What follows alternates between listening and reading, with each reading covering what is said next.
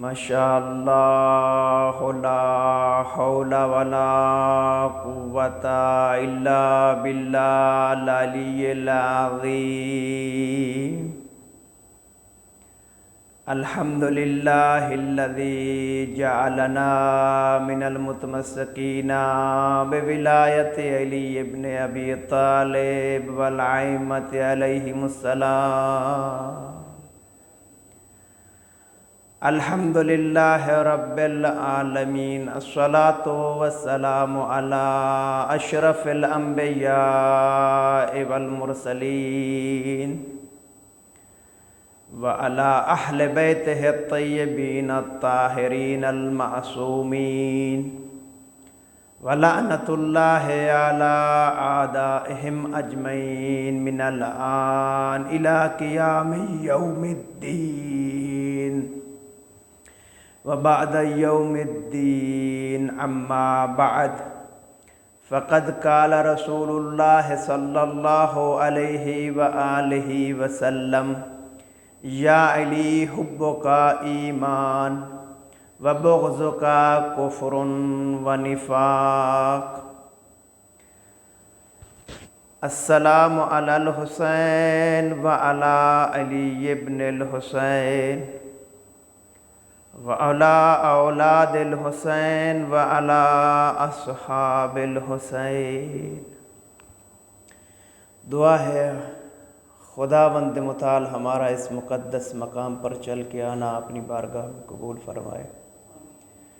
خداوند متعال کا بانیان کا صف ماتم بچھانا اپنی بارگاہ میں قبول فرمائے۔ وقت کے حجت دوراں امام الزمان صلوات اللہ وسلامہ علیہ کو ہم سے راضی و خوشنود فرمائے۔ ایک مرتبہ پھر بھی صلوات۔ اللہم صلی علی محمد وآل محمد وعجل فرجہ۔ عزاداران سید الشہداء، موالیان حیدر کرار، عاشقان رسول و آل رسول، محبان علی و اولاد علی، شیعیان علی و اولاد علی، میں نے آپ کے سامنے پیغمبر گرامی اسلام، پیغمبر رحمت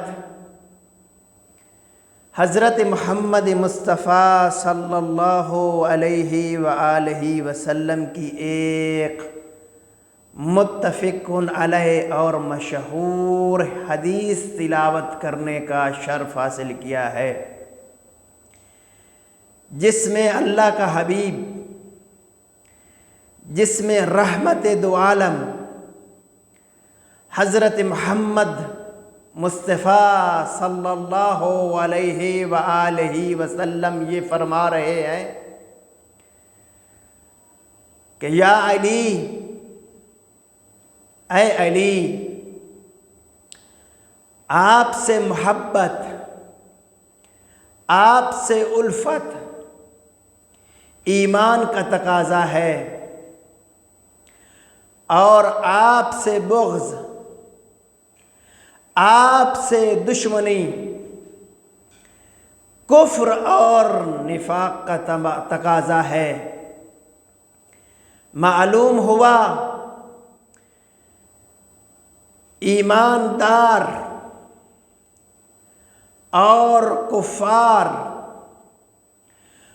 مومن اور کافر، مومن اور منافق کے درمیان جو پیمانہ ہے وہ علی ابن ابی طالب کی ہستی ہے۔ اگر مومن اور منافق کی پہچان ہے تو وہ علی علیہ السلام، علی مرتضیٰ کی ذات ہے۔ خداوند متعال نے پیغمبر گرامی اسلام کے بعد اگر کسی فرد کو افضل ترین فرد خلق کیا ہے تو وہ علی المرتضیٰ کی ذات ہے۔ خداوند متعال یکتا و واحد و احد، اس کا کوئی ثانی نہیں، وہ رخ اور وجود سے منزہ اور پاک ہے۔ اس کے بعد پیغمبر گرامی اسلام کی جو ہستی ہے اس کا کوئی ثانی نہیں ہے۔ پیغمبر گرامی اسلام کی ہستی خداوند متعال جو واجب الوجود ہے، اس کے بعد اگر کوئی مرتبے والا، اگر کوئی سب سے بڑی عظمت والا، اگر کوئی سب سے بڑی رتبے والا ہے تو وہ محمد مصطفیٰ کی ہستی ہے۔ محمد مصطفیٰ کی ہستی کے بعد جس کی سب سے زیادہ فضیلت ہے، جو مرد میدان ہے، جس کا ذکر، جس کا فکر عبادت ہے، تو وہ علی علیہ السلام، علی المرتضیٰ، علی ابن ابی طالب کی ہستی ہے، جو نفس پیغمبر بھی ہے، جو رحمت دو عالم کے بھائی ہیں، جو شوہر بطول ہیں۔ یہ ہستی ہے جناب علی مرتضیٰ کی، سب نبیوں سے افضل، بعد از پیغمبر، بعد از محمد مصطفیٰ۔ اگر سب انسانوں سے، سب خداوند متعال کے خلقت سے اگر کوئی فرد افضل ہے تو وہ آپ کے اور میرے مولا، وہ سب انسانوں کے مولا حضرت علی مرتضیٰ شیر خدا حیدر کرار ہے۔ خداوند متعال نے علی علیہ السلام کی شان میں قرآن کو خلق کیا۔ نبی آخر الزمان نے اپنی زبان سے علی المرتضیٰ کی شان بیان کی۔ خداوند متعال اور خداوند متعال کے بعد سب سے شریف النفس شخص، سب سے بلند مرتبے والا نبی حضرت محمد مصطفیٰ صلوات اللہ وسلامہ علیہ، علی مرتضیٰ کی شان بیان کر رہے ہیں۔ علی مرتضیٰ وہ ہستی ہے جس کی شان خداوند متعال نے بیان کی، جس کی شان محمد مصطفیٰ نے بیان کی۔ اور میں یہ کیوں نہ کہہ دوں، پیغمبر گرامی اسلام کی ساری زندگی گزری یا خداوند متعال کی وحدانیت کو پہنچاتے ہوئے، یا پھر علی مرتضیٰ کی ولایت کو پہنچاتے ہوئے، ان دو کاموں کے علاوہ پیغمبر گرامی اسلام نے اپنی نبوت میں کیا ہی کیا ہے۔ سب سے بڑی عظمت ہے کہ محمد مصطفیٰ یا لوگوں کو بتائے کہ خدا واحد ہے، خدا احد ہے، خدا کا کوئی ثانی نہیں ہے، خدا کی کوئی اولاد نہیں ہے، خدا جیسا کوئی نہیں ہے۔ اس کے بعد پیغمبر دو عالم نے یہ فرمایا کہ ولایت علی سب انسانوں پر واجب ہے۔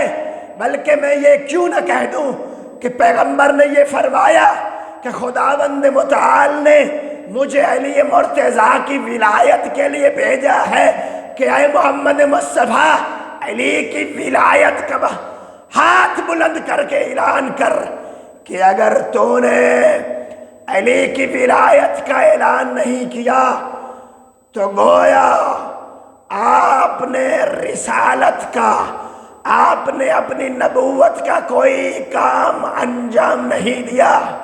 میں ایک اور فضیلت بیان کر دیتا ہوں کہ محمد مصطفیٰ ہے رسول، علی مرتضیٰ ہے رسالت، جو پیکر رسالت بھی ہے، جو یار مصطفیٰ بھی ہے، جو زہرا کا شوہر بھی ہے، جو نفس رسول بھی ہے، جو محمد مصطفیٰ کی ایک رات پر اس کے بستر پر سو کے خداوند متعال کی مرضی خرید لے، اس کو علی مرتضیٰ، اس کو شیر خدا، اس کو حیدر کرار کہتے ہیں۔ ایک مرتبہ بآواز بلند صلوات، اللہم صلی علی محمد و آل محمد۔ عزاداران سید الشہداء فضائل اسی پر اکتفا کرتے ہیں۔ اگر خداوند متعال نے توفیق دی اور گلہ نے ساتھ دیا تو انشاءاللہ عشرہ محرم ہم آپ کی خدمت میں ہیں اور رہیں گے بانیان کی طرف سے، کیونکہ یہ دستور دیا گیا ہے کہ مصائب زیادہ پڑے جائیں، ایام محرم ہیں۔ آپ کی خدمت میں پہلا جملہ مصائب کا عرض کرنا چاہتا ہوں۔ عزاداروں،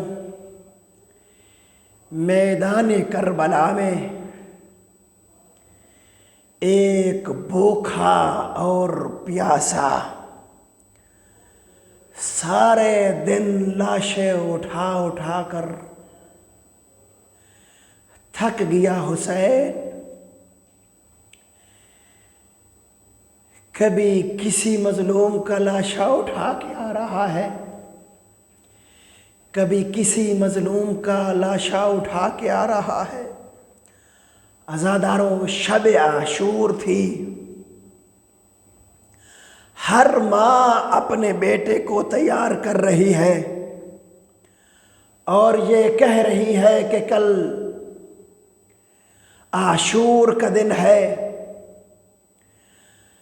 یہ کہہ رہی ہے کہ کل عاشورہ ہے، اور ہر ماں یہ کہہ رہی ہے کہ آپ کو اپنے مولا حسین پر قربان ہونا ہے۔ کوئی ماں یہ کہہ رہی ہے کہ اے میرے بیٹے، میں آپ کو سنوار رہی ہوں امام حسین پر قربان ہونے کے لیے، اور میں بیوہ ہوں۔ آپ کے بابا کی وصیت تھی کہ اگر میرا بھائی مظلوم کربلا سید الشہداء کربلا کی طرف روانہ ہو تو میرے بیٹے قاسم کو اپنے چچا مظلوم کربلا حسین علیہ السلام کی نصرت کے لیے کربلا ضرور لے جانا۔ کوئی ماں یہ کہہ رہی ہے کہ اے علی اکبر، میں آپ کو سنوار رہی ہوں، آپ کو تیار کر رہی ہوں، کل روز عاشورہ ہوگا، آپ اپنے مولا و آقا، اپنے والد امام حسین علیہ السلام پر قربان ہو جائیں گے۔ وہی ماں جو علی اکبر کو، جو اپنے بیٹے کو، ہم شکل پیغمبر کو شام غریبہ میں تیار کر رہی ہے کہ کل روز عاشورہ ہوگا، آپ مظلوم کربلا پر قربان ہو جائیں گے، اور ساتھ میں یہ کہہ رہی ہے کہ اے علی اکبر، آپ کی ماں کا گزارا آپ کے بغیر کیسے ہوگا؟ عزادارو، اسی शब आशूरा में एक माँ ऐसी भी है जो आप अपने दोनों बेटों को संवार रही हैं, उनको तैयार कर रही हैं, उनके बालों में शफकत का हाथ और उंगलियां फेर रही हैं और साथ साथ ये कह रही है कि आए मेरे शेरों, आए मेरे दलेरों, आपको पता है ना आप हैदर कर्रार के नवासे हैं। आए मेरे शेरों, आए औन मोहम्मद, आए माँ के दलेरों, मैं आपको 2 वसीयतें करती हूँ। पहली वसीयत ये है कि आए मेरे शेरों, आए हैदर कर्रार के नवासों, पहली माँ की वसीयत ये है कि कल रोज़े आशूर होगा, आप अपने मामू के दुश्मन उमर साद लानती को कत्ल करना है। दूसरी वसीयत ये है मेरे शेरों, मेरे दलेरों, मेरे बेटों और मोहम्मद, कल जब रोज़े आशूर जंग हो तो दुश्मन आपको घेर ले और आप फुरात तक चले जाए, तो मेरे बेटों, मेरे शेरों, मेरे दलेरों, फुरात पर पानी ना पीना, इसलिए कि आपके मामू मजलूम करबला के बच्चे प्यासे हैं। आपके मामू मजलूम करबला की सकीना प्यासी है। आपके मामू हुसैन अलैहिस्सलाम के बच्चे प्यासे हैं। खयाम में अलातश की सदाएं बुलंद हैं। आपके मामू का अली असगर प्यासा है। ऐ मेरे शेरों, ऐ मेरे दलेरों, फुरात पर पहुंचना तो पानी न पीना। अज़ादारों, जनाब ज़ैनब सलामुल्लाह अलैहा वापस आती है। रोज़े आशूरा है, ज़ोहर का टाइम है। जनाब ज़ैनब सलामुल्लाह अलैहा अपने बेटों से मुखातिब होकर कहती है कि ऐ मेरे शेरों, आप अपने मामू की नुसरत को क्यों नहीं गए अभी तक जंग के लिए। जनाब औन और मोहम्मद ये कहते हैं कि ऐ मेरी माँ, मामू हमें इजाजत नहीं दे रहे। हमने बड़ी कोशिश की है कि हम अपने मामू पर जान फिदा कर दें। इसी असना में जनाब उम्मुल मसाइब जनाब ज़ैनब सलामुल्लाह अलैहा ने जनाब गाजी अब्बास अलमदार को बुलाया। कहा, ऐ अलमदार, अपने भाई, मेरे भाई हुसैन अलैहिस्सलाम को जाकर ये कह दो कि आपकी दुखिया बहन ज़ैनब ये कह रही है कि भाई हुसैन, तुझे ज़ैनब वास्ता दे रही है कि मेरे बच्चों को करबला में जंग की इजाजत दे दीजिए और मेरे बच्चे आप पर फिदा हो जाए, और मेरे भाई को यह कह दीजिए कि सबसे पहले मेरे बच्चे आप पर कुर्बान हो गए। अली अकबर से पहले और मोहम्मद आप पर कुर्बान हो गए। अज़ादार और रिवायात ये कहती हैं कि इमाम हुसैन अलैहिस्सलाम खुद आए खैमे की तरफ। कहा, ऐ ज़ैनब, क्या आपके शोहर अब्दुल्ला इब्न जाफर तैयार ने अपने बेटों को इजाजत दी है जंग की। जनाब ज़ैनब सलामुल्लाह अलैहा ने ये कहा کہ اے میرے بھائی حسین، اور جناب جعفر طیار نے اگر اجازت نہ دی ہوتی تو میں ان کو کربلا کیسے لے کے آتی؟ عزادارو، امام حسین علیہ السلام نے بڑے بیٹے کو خود سوار کیا اور دوسرے بیٹے کو جناب غازی علیہ السلام نے سوار کیا۔ عزادارو، جب گئے ہیں نا جنگ کی طرف، عمر سعد کو جا کر للکارا ہے، للکار کے دونوں بھائیوں نے آنکھوں ہی آنکھوں میں کوئی بات کی ہے۔ روایات یہ کہتی ہے دونوں بھائیوں نے آنکھوں ہی آنکھوں میں یہ کہا کہ اے میرے بھائی، میں جاتا ہوں میمنہ کی طرف حملہ کرتا ہوں، آپ جائیں میسرہ کی طرف حملہ کرتے ہیں۔ عزادارو، یہ دونوں شہزادے ماموں کے دشمن عمر ابن سعد لعین کی طرف دوڑے ہیں حملہ کرنے کے لیے۔ اسی اثناء میں عمر سعد نے جب دیکھا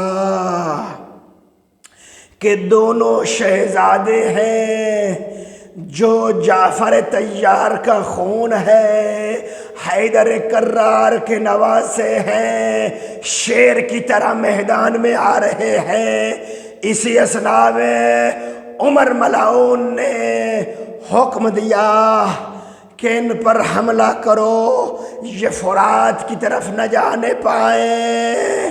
عزادارو، حملہ ہوا، ایک شہزادے کے سر پر تیر لگا اور دوسرے کے سر پر گرز لگا اور دونوں شہزادے زین سے زمین پر آئے۔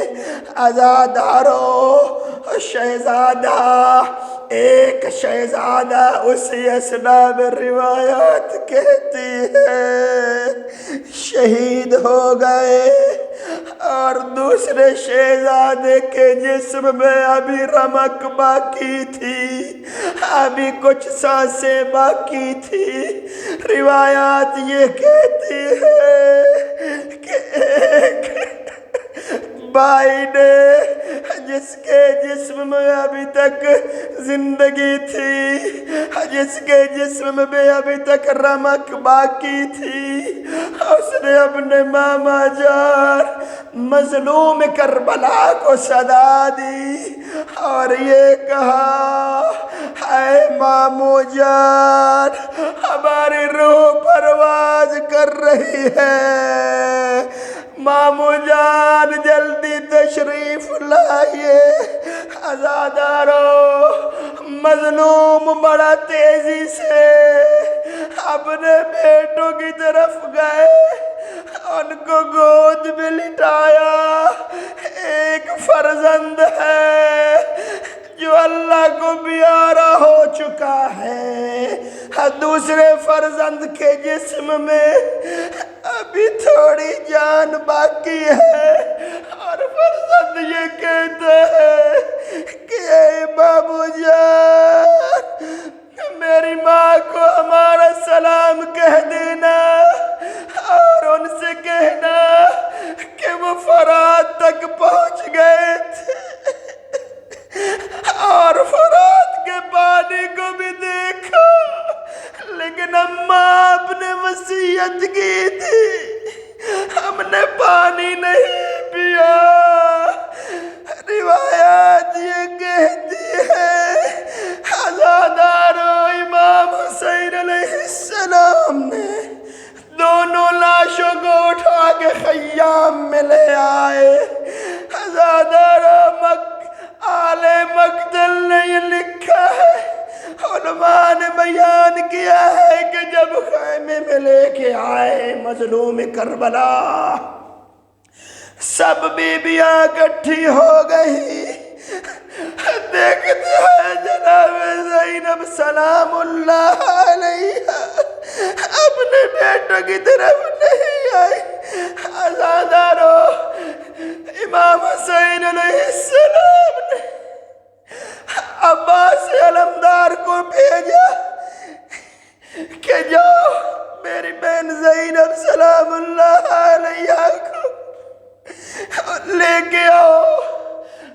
ایام میں ان کے دونوں بیٹے میں لے کے آیا ہوں۔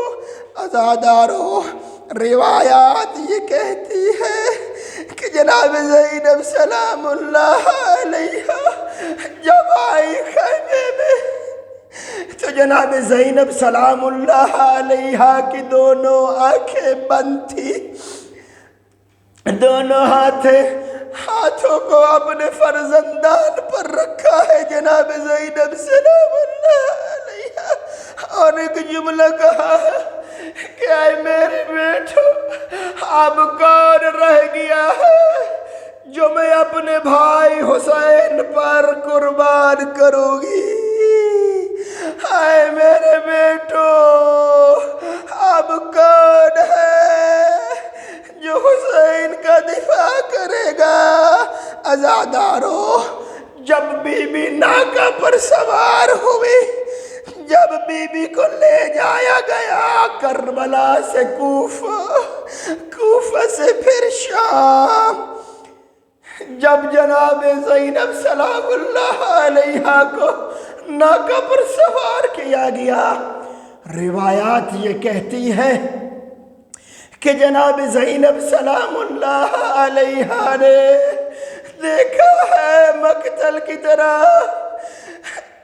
دو لاشیں نظر آئے ہیں، دو لاشیں نظر آئے ہیں، جیسے ہی دو لاشیں نظر آئے ہیں روایات یہ کہتی ہے، علماء یہ پڑھتے ہیں کہ جناب زینب سلام اللہ علیہا نے اپنی آنکھوں کو بند کیا، اور جب حضرت زینب سلام اللہ علیہا کو ناکہ سر سوار کیا اور کربلا سے کوفہ لے گئے اور کوفہ سے پھر شام لے گئے، اور جب رہائی ہوئی اہل حرم کی، عزادارو روایات یہ کہتی ہے کہ عزادارو مظلومین کے سروں کو جب لائے، جب مظلومین کے سر لانا شروع ہوئے تو ان میں جناب اور محمد کے بھی سر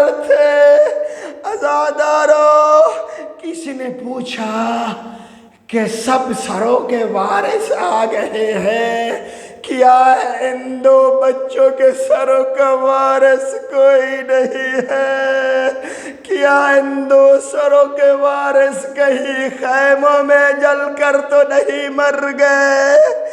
عزادارو، روایات یہ کہتی ہے کہ جناب فضہ نے کہا کہ نہیں، ان کی ماں زندہ ہے اور ان کو ودا کر رہی ہے۔ عزادارو، روایات یہ کہتی ہیں کہ حضرت زینب سلام اللہ علیہا جب اپنے بھائی حسین پر اپنے آن محمد کا قربان کر دیا تو جناب زینب سلام اللہ علیہا نے یہ کہا کہ میں نے اپنے بھائی حسین علیہ السلام کے سر کا صدقہ دیا ہے، اور جو خداوند متعال کی راہ میں صدقہ دیا جاتا ہے وہ واپس نہیں لیے جاتا۔ عزادارو، جناب زینب سلام اللہ علیہا جب شام سے آئی ہے اپنے مظلوم امام کا چہلم کرنے کربلا، تو روایات یہ کہتی ہے عزادارو جناب زینب سلام اللہ علیہا گئی ہے اپنے بھائی کی قبر پر، اپنے بیٹوں کی قبر پر نہیں گئی۔ عزادارو سنو گے، جناب زینب سلام اللہ علیہا جب گئی ہے مدینہ، جب گئی ہے قبر رسول پر، تو وہاں گریا اور زاری کیا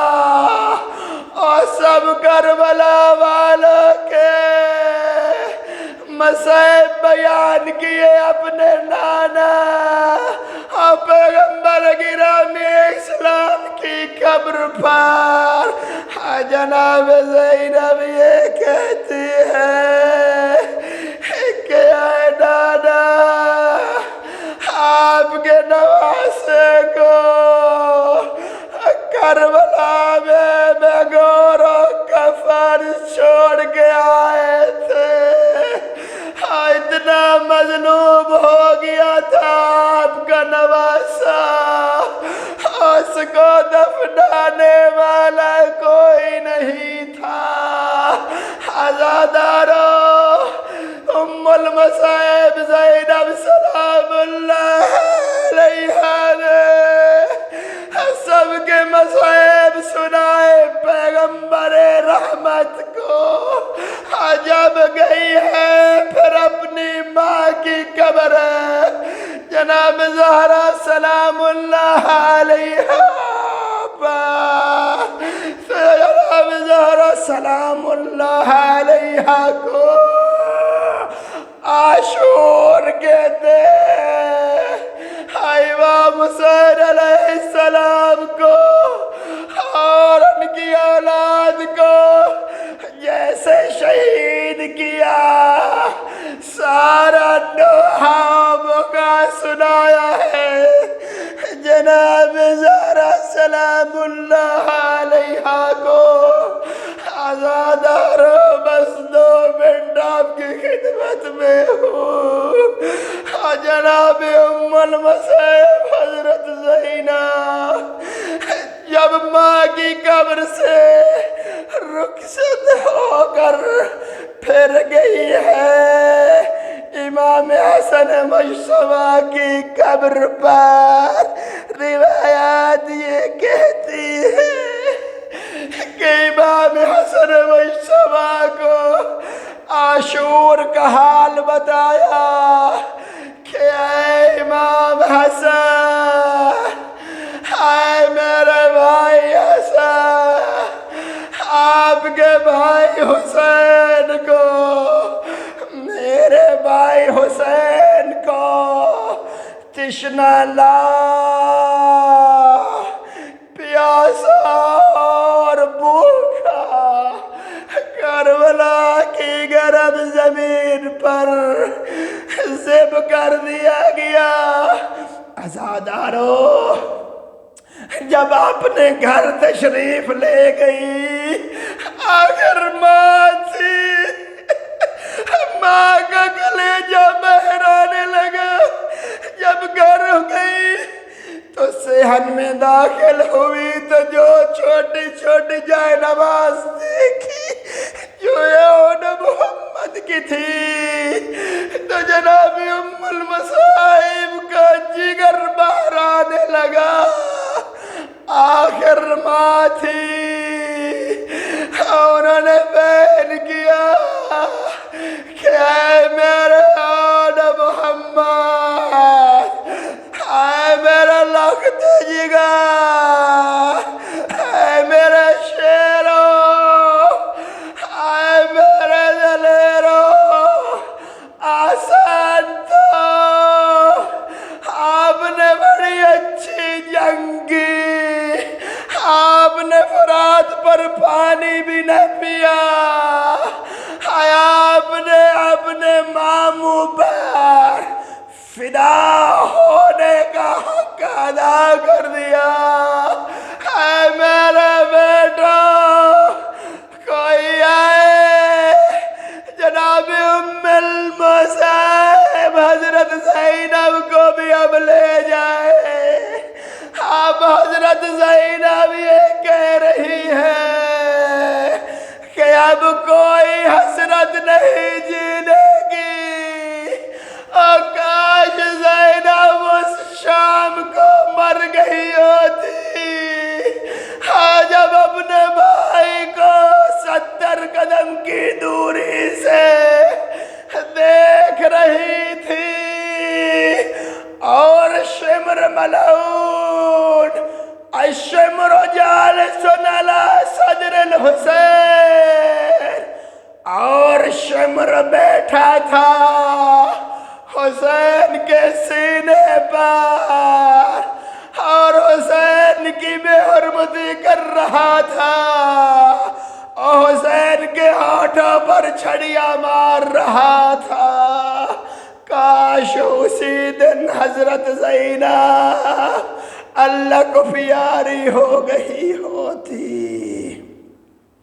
اللہ لعنت اللہ علی القوم الظالمین، فسیعلم الذین ظلموا أَيَّ مُنقلب ينقلبون۔